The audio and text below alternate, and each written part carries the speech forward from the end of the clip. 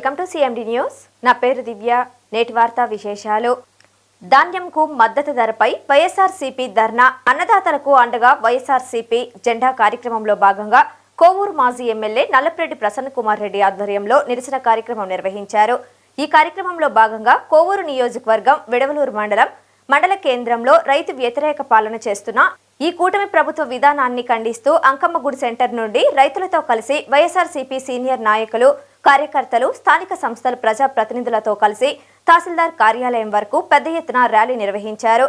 అనంతరం రైతులు పండించిన పంటకు మద్దతు ధర కల్పించి అన్నదాతలకు అండగా నిలవాలని తహసీల్దార్కి వినతి పత్రం సమర్పించారు. ఈరోజు మన కోవూరు నియోజకవర్గానికి సంబంధించి రైతులకు సంబంధించి ప్రసన్న కుమార్ రెడ్డి ఆధ్వర్యంలో మేమంతా రైతులమే. కోవూరు నియోజకవర్గానికి సంబంధించి కార్యకర్తలు, ప్రజలు, రైతులు, ఇంకా నాయకులు అందరం ఇక్కడ రైతుల గురించి మాట్లాడడానికి వచ్చినాం.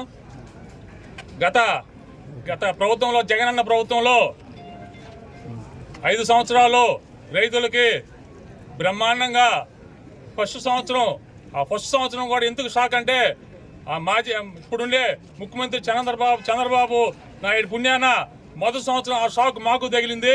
ఆ తర్వాత సంవత్సరం నుంచి మేము రైతులకి చిన్న ఎగ్జాంపుల్, ఒక రైతు ఒక ఎకరా పొలం కోస్తే 4 పుట్లో ఏదేమో 4.5 పుట్టి 4 పుట్లో పండిద్దాం 13 లెక్కన పండించుకొని ఒక ఎకరా ధాన్యానికి ₹1,00,000 వచ్చేది. ఒక ఎకరాకి అంటే ఒక రైతు 10 ఎకరాలు ఉన్న రైతుకి ₹10 లక్షల వచ్చేది 10 ఎకరాలకి.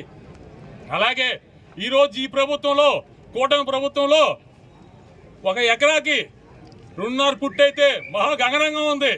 2 పుట్లో ఏదో 2.5 పుట్టి 3 పుట్లు అయితే అబ్బా అంటున్నారు. 3 పుట్లు అయినా ఈ గవర్నమెంట్లో, కూటమి గవర్నమెంట్లో ఎకరాకి 50,000 మాత్రమే వస్తుంది. అంటే 10 ఎకరాల రైతుకి 5 లక్షలు మాత్రమే వస్తుంది. ఎంత వ్యత్యాసమో చూడండి.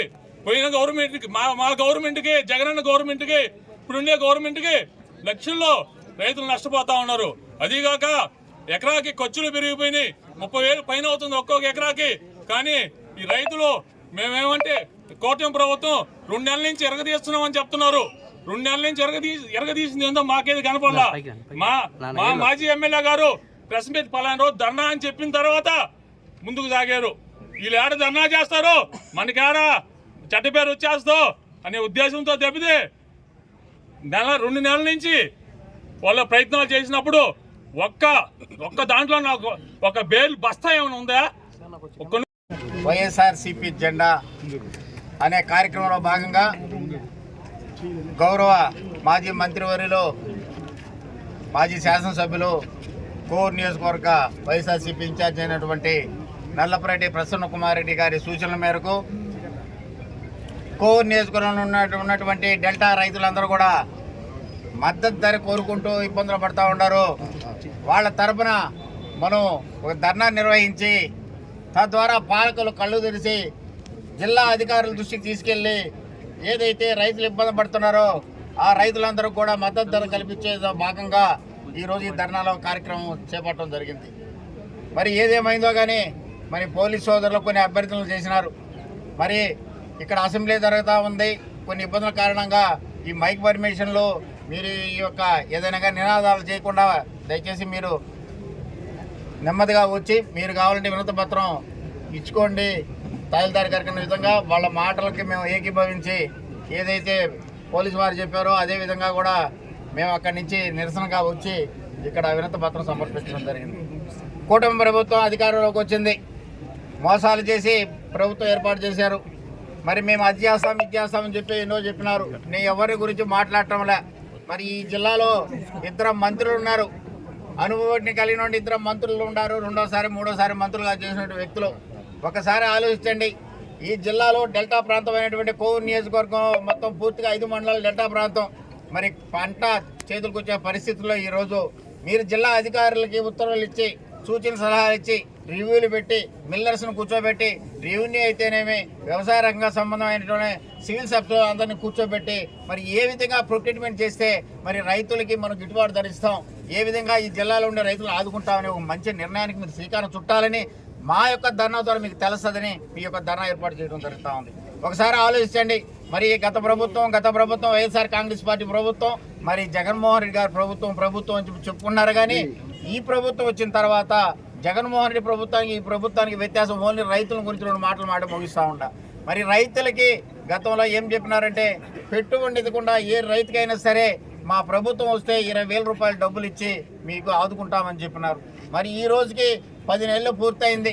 అదే వైఎస్ఆర్ కాంగ్రెస్ పార్టీ అధికారంలోకి వచ్చిన తర్వాత 2019లో మరి అధికారం వచ్చిన 3 నెలలకే నెల్లూరులో వేదిక చేసి ఈ యొక్క ప్రతి ఒక్క రైతు అకౌంట్లో 13,500 వేసినటువంటి ఘనత వైఎస్ఆర్ కాంగ్రెస్ పార్టీది. రైతులు వాళ్ళ సమస్యల మీద పోరాటం చేస్తా సచివాలయం దగ్గర పోతే గుర్రాలతో రైతులు తొక్కించిన పరిస్థితి మనం ఒకసారి గుర్తు చేసుకోవాలి. అదే జగన్మోహన్ రెడ్డి గారు ఎప్పుడు చంద్రబాబు నాయుడు వ్యవసాయం ఒక ఆలోచన వచ్చి వ్యవసాయ పద్ధతిలో మనం వ్యవసాయం చేసి తగ్గించుకోవాలా, దిగుబడి పెంచుకోవాలనే ఒక నినాదంతో అన్ని అందుబాటులో ఉండాలని ఉద్దేశంతో మనం ప్రతి రైతు భరోసా కేంద్రం ప్రతి 2,500 మందికి ఒక రైతు భరోసా కేంద్రం ఏర్పాటు చేయడం జరిగింది. అక్కడ Malinidevi multi speciality hospital, Christian Peta, 5వ line, Kavali. Doctor Gottipati Malinidevi, MBBS, MS, OBGY, కాన్పులు మరియు గర్భకోశ వ్యాధి నిపుణులు. మాలినీదేవి మల్టీ స్పెషాలిటీ హాస్పిటల్ నందు అందించు వైద్య సేవలు: సాధారణ కాన్పులు, సిజేరియన్లు, లాప్రోస్కోపిక్ ద్వారా గర్భసంచికి సంబంధించిన ఆపరేషన్లు, ట్యూబెక్టమీ, పిల్లలు లేకుండా operation, high risk pregnancy, ectopic pregnancy మరియు గర్భసంచి నీటి బుడగలు, గర్భసంచి జారిన ఆపరేషన్లు, రొమ్ముగడ్డలకు చికిత్స, నెలసరి ఇబ్బందులకు చికిత్స, మెనోపాజ్ సమస్యలకు చికిత్స చేయబడును. స్త్రీలకు సంబంధించిన అన్ని సమస్యలకు చికిత్స చేయబడును. పిల్లలు లేని వారికి ప్రత్యేక చికిత్స కలదు. ముఖ్య గమనిక: మా హాస్పిటల్ నందు కాన్పోయిన తరువాత తల్లి బిడ్డను ఉచితంగా మా వాహనంలో క్షేమంగా ఇంటికి చేర్చబడును. మా హాస్పిటల్స్ ప్రత్యేకతలు: ICU, lab, AC and non AC rooms, 24 గంటలు మెడికల్ షాప్, ప్రతి రూమ్ నందు వేడి నీటి సదుపాయం కలదు. అత్యవసర కేసులు అన్ని వేళలా చూడబడును. సంప్రదించండి. Malinidevi multi speciality hospital, Christian Peta, 5వ లైన్, కావలి.